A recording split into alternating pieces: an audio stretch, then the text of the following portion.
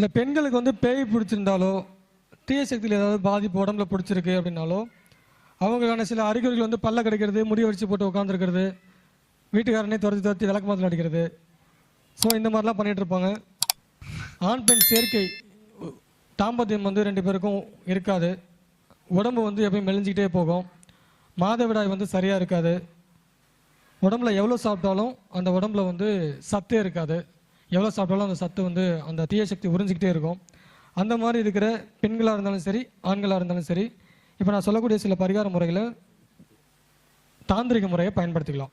ஒரு பெண்ணுக்கோ இல்லை ஆணுக்கோ ஒரு தீயசக்தி பாதிப்பு இல்லை, ஒரு மோகினி பிடிச்சிருக்கு, பேய் பிடிச்சிருக்கு, ஏதோ ஒரு தீயசக்தி ஏவல் இருக்குது, அதுலேருந்து அவங்க வெளியில் வரணும் அப்படின்னா அமாவாசை அன்னைக்கு மருதாணி காப்பு கட்டி எடுத்துக்கணும்.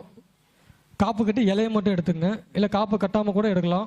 காப்பும் கட்டியும் கட்டாமல் எடுத்துக்கலாம். அதோட இலையை எடுத்து அமாவாசை அன்னைக்கு எடுத்து இலையை வந்து மருதாணி, நல்லா மருதாணி கையில் வைக்கிற மருதாணி மாதிரி நல்லா நைஸாக அரைச்சிக்கணும்.